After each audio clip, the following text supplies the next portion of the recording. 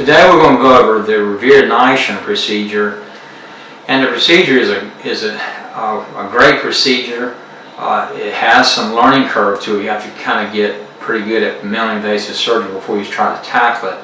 I'm going to show you a patient we did 4 months ago who had mild to moderate bunion, and we'll show you the x-rays and everything too in this video.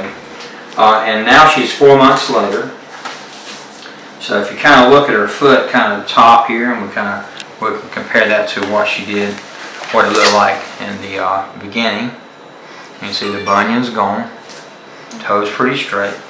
So what we're going to do is, one of the things that have been negative about the Reverdin Isham and some other minimally invasive surgery, there's a group of people who think this may affect range of motion.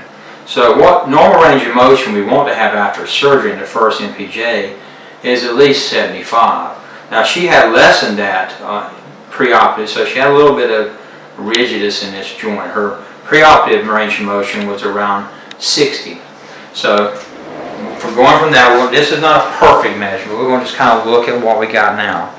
So if you kind of do this, we're kind of stabilizing her foot, taking this at a joint, and we're going to push up and measure our movement upward.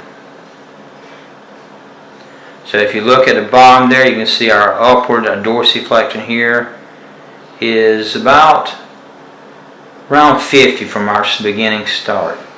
So 50 from there plus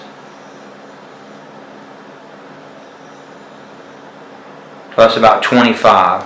So we got 75, roughly 75 degrees of motion.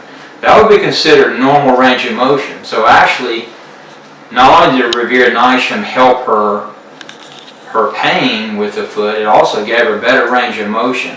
Move that foot for me here. So there's her range of motion on her own there. Probably better than what she's got on this foot. You see she has a little bit of hallux rigidus on this foot. So the Reverdin Isham, even though it has a large learning curve, it's an extremely good procedure. People don't have to have fixation in their foot. They don't have to have casts and things like that. They can walk on it, and that's sort of good for patients that may be vulnerable to even having a venous stasis issue or whatever. So they're able to continue the activity to a point. Let me ask you this: before we did this surgery on your foot, from 1 to 10, 1 being hardly no pain, 10 being a lot of pain, what was your day-to-day pain in your foot? 9. 9? No, now. Like before the surgery. Oh, before the surgery was a 10. 10. Okay, so before the surgery, foot hurt, had arthritis in it, said it was a 10. Okay, now we're basically at a little over 3 months in it now. What is your pain level every day now? 0. So it went from 10 to 0. So let me ask you this. So no pain now. So the Reverdin Isham is an incredibly good procedure, but it does take some advanced skill to do. It's not as easy as the SERI procedure or the MIAA procedure or some of the other procedures where we use fixation. But one of the reasons it's a little difficult, you got to be careful when you're taking the exostosis down, not to cause any kind of damage to your soft tissue or to your nerves. That can happen with minimally invasive surgery. It can happen with open surgery as well. But basically, this is an example of a well-performed Reverdin Isham that we were able to do for her.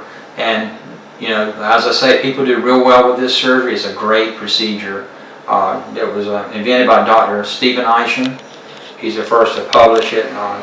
He's a friend of mine and a guy who taught me a lot of minimally invasive surgery techniques. So this is a great procedure. Should be in anybody's catalog who's interested in minimally invasive surgery. Just to finish this video up, I also wanted to add this to it. We did this in the office under local anesthetic. Didn't have to put her to sleep and didn't have to have all the things you have to do with blood work and all that. Now blood work's appropriate even with office surgery if you need it. She's pretty healthy otherwise and being followed good with her internist with her blood work. So she was perfectly good to have the surgery. So you don't have to, with this, you don't have to go to the hospital, don't have to be put to sleep. And also she was able to do it here in the office. And She didn't like that shot, but she did okay. We'll see you, and I think you're doing good so far. Yeah. Okay. Thank you, Bob. All right.